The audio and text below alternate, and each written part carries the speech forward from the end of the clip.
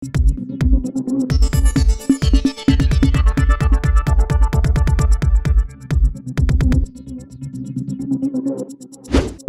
News Maharashtra बातमीचे वास्तववादी विश्लेषण।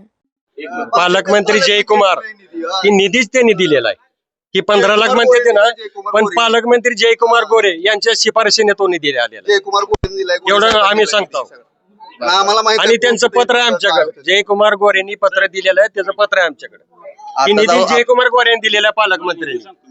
आता ज्या दोन गटामध्ये आपण एका गटाची पूर्ण माहिती घेतली, दुसऱ्या गटाची आपण माहिती घेणार आहोत। म्हणजे मसले चौधरी या गावामध्ये दोन वाद आहेत, त्याच्यामध्ये दोन गट आहेत। एक उमेश पाटीलची बंधुराज जे संतोष पाटील असतील आणि दुसरा लखन शिंदे जे भाजपाचे उमेदवार आहेत।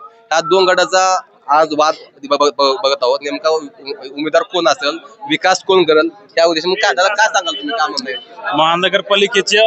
महानगर आपल्या राज्यात बघी नगर परिषद निवडणूक लागली तेव्हापासून आचारसंहिता चालू आहे। परत महानगरपालिका निवडणूक झाली, आता लेटर पंचायत निवडणूक चालू आहे, आचारसंहिता कंटिन्यू चालू आहे।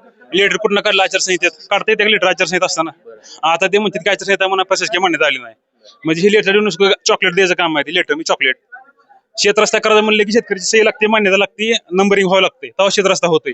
10 लाख दिला 15 दिला असं शेत रस्ता होत नसते, हे तुम्हाला माहिती आहे। शेत तुमचं म्हणणं असं आहे की ते पत्र जे आहे चॉकलेट आहे, चॉकलेट म्हणजे चुकीचं आहे, चुकीचं आहे, 100% चुकीचं। आचारसंहिता असं काढता येत नाही, स्वतः त्यांना विचारा, प्रशासकीय मान्यता आहे का विचारा। आपल्या गावातील मुद्दे असे असतील की समस्या कुठल्या असतील आणि ते पूर्ण करतील, असं कुठला उमेदवार करेल मला वाटतं?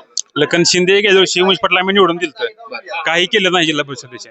आणि दुसरा विषय मसली चौधरी कळमण रस्ता बघा, 5 कोटी मंडळांनी केलाय, खंडोबामध्ये समांडप केले, मुस्लिम समाजासाठी दफनभूमी केली, हे रस्ता त्यांनीच केलेला आहे। आणि स्वतः कळमण रस्त्यावर आमदार साहेब काय म्हणले, अगोदर रस्ता करतो मग मला फेटा घाला, असं लेटर दाखवलं नाही, अगोदर लेटर दिलं नाही, अगोदर रस्ता करतो म्हणले, मग सत्कार केला त्यांचा। आणि दुसऱ्या जिल्हा परिषदेचे काय म्हणले ते मागच्या वेळेस, पहिली जिल्हा परिषदेचे मला नरखेडचा कॅलिफोर्निया करायला म्हणले होते। कॅलिफोर्निया काय माहिती नाही, कॅलिफोर्निया शहर सगळ्याला नरखेडचा कॅलिफोर्निया करायला म्हणले होते, आता पळून गेले कुरुलला, कॅलिफोर्निया करावा तिकडला आता। आणि आता तिथं उमेदवार कोण आला, संतोष पाटील, ते कोण आहेत? उमेश पाटलाचे भाऊ, त्यांची एवढीच ओळख आहे। संतोष पाटील म्हणजे काय तुमच्या भागामध्ये काम का किंवा कार्य का असतील कोणाचे? सुदर्शन पाटलाचे त्यांचं काय नाही काय। ठीक आहे, आपण त्यासोबत पण इथं नागरिक बसलेले आहेत, त्यांच्याकडून संवाद साधणार आहोत। तर दादा आपलं नाव काय, आपण काय सांगाल? माझं नाव हरियानंद पाटील। हो, काय तुम्ही काय म्हणताय? काय नाही, आमच्याकडे जे संतोषांना पाटील 10 लाख रुपये निधी मंजूर केलाय, त्याची प्रशासकीय मान्यता आहे। बरोबर, 4 दिवसात ते 8 दिवसात काम चालू होईल। टेंडर पास झालेलं आहे, सगळं सध्या आचारसंहिता लागू आहे ना? टेंडर पास झालेलं आहे, सगळं पास झालेलं आहे, फक्त काम आता आचारसंहिता संपली की नारळ फोडणार, आम्ही नारळ फोडा थांबलेलो। बरं, तुमच्या गावातली प्रमुख समस्या जी असतील ती पूर्ण करतील असं मला वाटतं। आमच्या गावातली प्रमुख समस्या पहिल्यापासून आमच्या गावात जी ग्रामपंचायत आहे तिनं लोकांना पाण्याची सोयच केली ना अजून। 1,82,00,000 निधी आलाय, पण अजून पाणी नाही, लोक संडासला बाहेर जाते आमच्या गावातली। 1,82,00,000 खर्च तुमच्या गावामध्ये झाला का?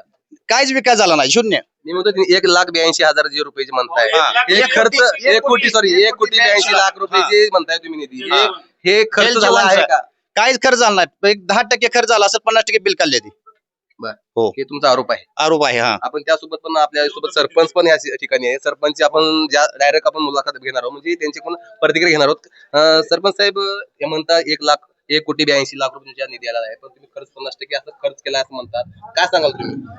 मुळात ही जल जीवन योजना जिल्हा परिषद अंडर येते त्यांच्या, तर 1,80,00,000 रुपये जी मंजूर आहे जल जीवनला, त्याच्यामध्ये आता सध्या ते कामाचं जी परिस्थिती म्हटलं तर आता तलावामध्ये आपलं जे गाव तलाव आहे, शेजारी गाव 3 किलोमीटर, तिथे विहीर घेतलेली आहे त्या ठिकाणी, तिथून पाईपलाईन जिथं टाकी बांधणार आहे तिथपर्यंत पाईपलाईन आणलेले आहे। पण माझ्या माहितीनुसार, मी जी काय माहिती घेतलेली आहे त्यानुसार त्या कामाचं 1ही रुपया बिल त्यांनी अदा केलेलं नाही। मी कालच जे काय आपले शेख साहेब आहेत मोहोळचे डेप्युटी उपअभियंता, तर त्यांना मी फोन करून याची माहिती घेतली की बाबा असं असं पाईपलाईन झालेलं आहे, विहीर झालेलं आहे, पुढचं काम थांबलेलं आहे, ठेकेदारांनी पुढचं काम थांबवलेलं आहे, आमच्या गावाला पाण्याची आवश्यकता आहे, परंतु ठेकेदार तो काम करत नाही। तर मी कालच साहेबाशी जेव्हा संपर्क केला आणि मी त्या साहेबांना आवर्जून विचारलं, साहेब याचं तुम्ही 1 रुपया बिल त्यांना दिलेलं आहे का? तर साहेबांनी मला सरळ सांगितलं की सरपंच, त्याचं 1ही रुपया बिल आम्ही ठेकेदाराला दिलेलं नाही, जोपर्यंत काम त्यांनी चालू करणार नाही, जोपर्यंत पाणी गावात येणार नाही, तोपर्यंत आम्ही त्यांना बिल अदा करणार नाही। त्यामुळे आम्ही ठेकेदारावरती पुढची कारवाईची आमचं चालू आहे प्रोसेस, आम्ही त्यांनी जर लवकरात लवकर आता काम नाही केलं तर आम्ही पुढे त्याच्यावरती कारवाई करणार आहोत. तर माझा एकच हेतू आहे, गावासाठी आम्हाला पाण्याची आवश्यकता आहेच. त्या अनुषंगाने ही जलजीवनची जी काय मिशन आहे जे 1,80,00,000, तर हे काम होण्यासाठी आमचं तर सगळ्या गावकऱ्याचा प्रयत्न असणार आहे ते काम पूर्ण व्हावं. आणि विषय राहिला गावाच्या विकासाचा, जे आहे ते खरं आता गावकऱ्याला सगळ्यालाच माहित आहे. इथं काय कुठलं खोटं बोलायचं नाही किंवा इथं कुठलं राजकारणात मी बोलणार नाही, कारण मी गावाच्या विकासाला पुढे समोर ठेवून बोलणार आहे. मी काय कुठल्या राजकारणाचा विषय आता सध्या बोलणार नाही. गावाचा विकास झाला, कारण या ठिकाणी आता सगळ्या गावकऱ्याला माहित आहे सगळ्यात मोठा प्रश्न जो आमचा कळमण रस्ता, जो बऱ्याच अनेक वर्षापासून कळमण रस्ता हा महत्वाचा रस्ता आहे आमचा, परंतु तो त्या ठिकाणची एवढी अवस्था दुरस्त होती की तिकडे लोक जातच नव्हती, गाडी पण जात नव्हती, काय नव्हती. परंतु गेल्या वेळेस आमदार यशवंतदादा माने यांनी वन टाइम 5 कोटी देऊन तो रस्ता केलेला आहे कळमण पर्यंत. त्याच्यामुळे आम्ही त्यांचं गावकऱ्याच्या वतीने मी त्यांचं अभिनंदन आणि त्यांचा आभार मानतो, कारण जे आहे ते बोलावंच लागतंय, कारण त्यांनी ते 5 कोटी केलेलं आहे. विषयाला स्मशानभूमीचा, आता सरांनी सांगितलं आमच्या स्मशानभूमी, आता स्मशानभूमी आमच्या गावापासून थोडीशी लांब आहे, अंतर जास्त आहे. त्याच्यामुळे टप्प्याटप्प्यामध्ये त्याचा रोडचा आता पहिल्या काळामध्ये थोडा रोड झाला होता गेल्या 5 वर्षांमध्ये, आता त्या ठिकाणी 25 लाखाचा कॉन्क्रीटचं झालेलं आहे. पहिला 5 लाख झाला जनसुविधेतून, त्याच्यानंतर जे आहे खरं ती बोलायचं. इथं काय मी कुठलं आरोप किंवा काय राजकीय करणार आहे, मी गावाचा विकास बघणारा माणूस आहे. तर त्याच्यामध्ये बाळाजी पाटील यांना आम्ही समक्ष भेटून त्यांनी परत ते शिफारस दिली होती आणि ते 20 लाख रुपये कॉन्क्रीट रस्त्याला त्यांनी मंजूर केलं होतं आणि तो पण रस्ता झालाय. शिवाय त्याच्या पुढंच शेतकऱ्यांची अडचण निर्माण होत होती, त्याच्यामुळे खडीकरणाचं तिकडे 20 लाख रुपये त्यांनी दिलेले आहेत खडीकरणासाठी, तो पण रस्ता केलेला आहे. म्हणजे यशवंत त्या असताना जे सांगतो मी. आणि अशा पद्धतीने नरखेडवाडा रस्ता पण त्यांच्या काळामध्ये झालेला आहे. आणि खंडोबा सभा मंडप आमचा झालेला आहे त्याच्यामध्ये. त्यानंतर मुस्लिम दफनभूमीचा विषय, आमचे मुस्लिम बांधवांना आम्हीच गेलो होतो भेटायला तात्यांना, आमदार साहेबांना, किंवा सरळ असं तिकडे जाण्यासाठी त्यांची स्मशानभूमीमधून असं पाणी जातं, वडा आहे छोटा, त्यातनं पलीकडे जाता येत नाही. तर त्यावेळी यशवंत त्याला आम्ही बोललो की तात्या असा विषय, मुस्लिम समाज बांधव आलेत आणि हा मोठा गंभीर प्रश्न आहे. तर त्यावेळी तात्कालिक अल्पसंख्याक विभागातून त्यांनी 10 लाख रुपये त्यावेळेस मंजूर केले होते. अशा पद्धतीनं म्हणजे तात्या असताना, आमदार असताना आमच्या गावात विकास कामं झालेत, जे आहे ते आहे. आणि खरे साहेबाचं पण आम्ही आभारच मानतो की उन्हाळ्यामध्ये ज्यावेळेस पाण्याची अडचण होती त्यावेळेस त्यांनी स्वतः टँकर देऊन या ठिकाणी केलेलं आहे. परंतु यशवंत तात्यांनी पण या काळामध्ये बराच जवळजवळ 17 कोटीच्या आसपास निधी तसा आलेला आहे. का तलावाचं तिकडे काम चालू आहे आता आमचं, म्हणजे तिकडलं तलाव, पाझर तलावाचं काम, किंवा इकडे 5 कोटी रस्ता दिलेला आहे आपला, त्यानंतर खडीकरण मजबूतीकरणाचं दिलेलं आहे. अशा पद्धतीनं त्यांच्या काळात कामं झालेले आहेत गावामध्ये. आणि विषय आता आम्हाला कसं आहे बघा, मी गावाचा विकास बघणार, गावकऱ्यांचा शेतकऱ्यांचा विकास बघणार आमच्या गावामध्ये. यामध्ये राजकारण हा वेगळा विषय, पण विकास जो करतो त्याच्या मागे गाव जाणार आहे आणि सगळ्या गावकऱ्याला माहित आहे.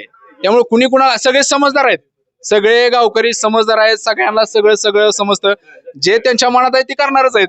त्याच्यामध्ये काय त्यांना कोण काम करतं नाही याच्या गोष्टी ते गावकरी ठरवतील, की त्यांचा तो अधिकार आहे गावकऱ्यांचा, की बाबा कामं कुठलं होणार आहेत किंवा झालेत काय नाही ते विचार करतील.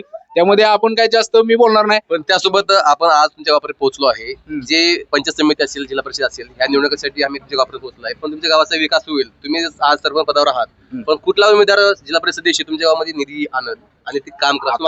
आता सध्या बघा, देशात भाजप आहे, राज्यात पण भाजप आहे आणि आता जिल्ह्यामध्ये पण पालकमंत्री भाजपाचेच आहेत. मग माझा असा विश्वास आहे, माझा वैयक्तिक, की बाबा भाजप सत्तेत तिकडे देशात पण आहे, राज्यात पण आहे आणि जिल्ह्यात पण आहे. तर जेणेकरून त्यांची आता 3 ठिकाणी सत्ता आहे, त्याच्यामुळे निधी बऱ्याच प्रकारे तिकडून येऊ शकतो भाजपामधून, असं मला वाटतं. म्हणजे निधी येऊ शकतो तिकडून जास्तीत जास्त. पण तुमच्या गावाचा विकास कुठला उमेदवार करेल आणि तो उमेदवार कसा आहे, तुमचं सर्व ऐकून घेणार आहे का, विश्वास खात्री आहे का, काम करणार आहे का, त्या विषयात मी काय सांगा? आता उमेदवाराचं म्हटलं तर आता सध्या मी लखनदादा शिंदेचं जर सांगायचं झालं, म्हणजे एक सर्वसामान्य शेतकऱ्यातले आहेत ते, कारण ते सर्वसामान्य आपल्या असं तरुण वर्गामध्ये फिरतात, कुठं नरखेडचं स्टँड असू द्या, कुठं असं सर्वसामान्य सारखं आहेत ते. त्यांच्याविषयी आपल्याला थोडं हे वाटतं, कारण बाबा ते करतील, कारण तरुण आहेत, सर्वसामान्य शेतकऱ्यांसंग, कारण त्यांचं बरेच शेतीसाठी कामं केली आहेत त्यांनी, बरं का. म्हणजे शेतकऱ्यांचं त्यांचं बेदाण्याचं शेड असू द्या किंवा दूध संकलनचं काम आहे त्यांचं, किंवा बरेच शेतकऱ्यांशी त्यांचं कनेक्ट आहे. म्हणजे असं वाटतं शेतकऱ्यांचा एक पुत्र आहे सामान्य, एवढं असं वाटतं मला. तुम्ही म्हणताय तुम्ही सरपंच पदावर आहात, बरोबर आहे, पण तुमच्या गावातनं किती मतांना लीड तुमच्या उमेदवाराला जाईल असं मला वाटतं? लीड आता गावकरी ठरवतील. शंभर. सरपंच म्हणल्यानंतर ते लीड पर्यंत मला माहिती असा अंदाज असेल. नाही लीड तर जाणारच आहे. जो काम करणार आहे, मी सांगितलंय तुम्हाला, ज्या ठिकाणून काम होणार आहे अशा माणसाला आपल्या गावातली जनता नक्कीच हे कर न्याय देईल. धन्यवाद. त्यासोबत पण दुसरे आपले नागरिक आहेत, त्यांच्या प्रतिक्रिया काय असणार आहेत आपण जाणून घेणार आहोत. काय सांगाल साहेब आपल्या नाही, तुम्ही बोला ना. तुम्ही मला बोला येत नाही. बोलायचे का हो बोला हातला.